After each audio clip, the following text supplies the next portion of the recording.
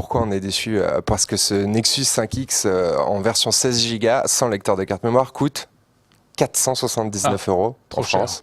479 Mais €. bien sûr, c'est totalement trop cher, c'est n'importe quoi. C'est-à-dire qu'on n'est pas habitué à ça avec des produits estampillés Nexus, estampillés Google, quoi. Voilà, exactement.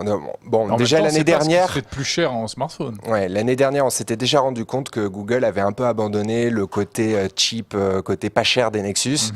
Les Nexus étaient déjà assez chers l'année dernière, la tablette aussi. Et là, cette année, c'est encore pire, quoi, en fait. Hein, donc c'est encore plus cher. Donc on m'a dit que c'était parce que Google voulait vendre ça dans du retail, en fait. Alors, ça, retail, chez les revendeurs, en fait. Hein, les revendeurs, pas seulement les revendeurs en ligne, mais les revendeurs physiques. D'accord. Donc, les magasins réels. Les voilà, magasins voilà. Et donc, alors, ils sont obligés de faire plus cher pour ça? Oui, parce qu'en fait, ça prend en compte des taxes et des coûts supérieurs en termes de distribution sur les channels de distribution. Voilà. Que sur Internet? Voilà, avant c'était sur le site de Google. Voilà, exactement. Donc, c'est un peu, en fait, on comprend pas trop. Bon. Bref, le Nexus 5X, il a quand même un bon processeur, Snapdragon 808. Alors ça, c'est pareil, hein, les Snapdragon 808, 810, c'est des processeurs qui sont puissants, mais qui ont tendance un peu à chauffer, qui ont tendance à pas être très bonne autonomie. On espère, on les a pas testés encore, mais on espère que ceux-là seront bien disciplinés pour être bons en autonomie, quoi. Hein. D'accord. Bref, sur le Nexus 5X, pareil. Que dire de plus? Un écran LCD qu'on n'a pas trouvé très lumineux. On s'est demandé si ça pouvait pas être un peu plus lumineux. À mon avis, ça va pas dépasser 500 candela, même voire plutôt avoisiner 400 candela. Et bon, au soleil, j'ai quelques doutes sur la visibilité de l'écran en plein soleil. Bon. On peut passer au Nexus 6P si vous voulez. Oui, je crois que là, le Nexus 5, il en a eu pour son argent. Ça, c'est fait. Il a pris sa dose. Bonjour. Alors, le Nexus 6P, 6P, Nexus 6P, 650 € en France. Hein.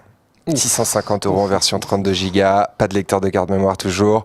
Bon, alors cette fois-ci, ce qui est quand même pas mal, ce qui est quand même nouveau, c'est que la coque est tout en métal et que c'est le premier Nexus tout en métal de Google. D'accord. Donc, Fabriqué par Huawei. Fabriqué par Huawei, Huawei qui a quand même beaucoup de... Oui, c'est une première, un fabricant chinois, alors qu'en plus Huawei est plutôt mal vu aux États-Unis. Hein. Il y a eu beaucoup de polémiques, que les États-Unis voulaient pas trop de Huawei sur le marché américain pour des raisons d'espionnage et tout ça, présumé. Bon, bref, c'est Huawei qui produit cet appareil qui a beaucoup d'expérience dans les appareils full metal, hein, ce qu'on appelle jacket. Voilà, full metal jacket, totalement. Je peux plus m'empêcher. Pardon. Totalement en métal. Oh, ça va. Ah non, elle est bien. Tu as fait pire. Je suis pas sûr. Oui. Je suis pas sûr. Si, tu as fait pire. Ouais. Donc Huawei s'est mis au garde à vous pour faire le meilleur appareil possible, hein, pour Google. Nexus. Et voilà, donc là, il est quand même assez joli. On peut dire.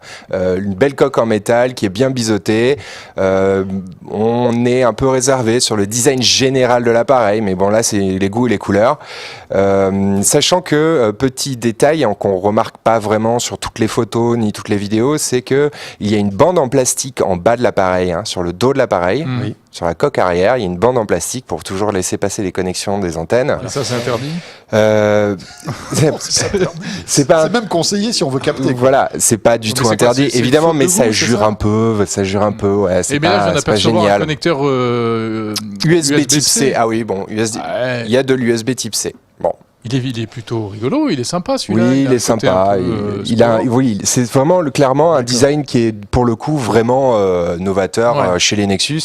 On n'a pas parlé du capteur d'empreinte digitale qu'il y a aussi sur le petit Nexus 5X. Capteur d'empreinte digitale qui a l'air de fonctionner plutôt rapidement, plutôt bien. Alors là, c'était les démonstrateurs qui avaient le doigt enregistré. Voilà, le Nexus 6P, il a une dalle donc qui est bien Samsung AMOLED. Oui, parce qu'on s'était posé la question voilà, le soir de la pouces. keynote. De toute façon, en 5,7 pouces AMOLED, il n'y a que Samsung qui produit ces dalles. Donc, c'est forcément du Samsung.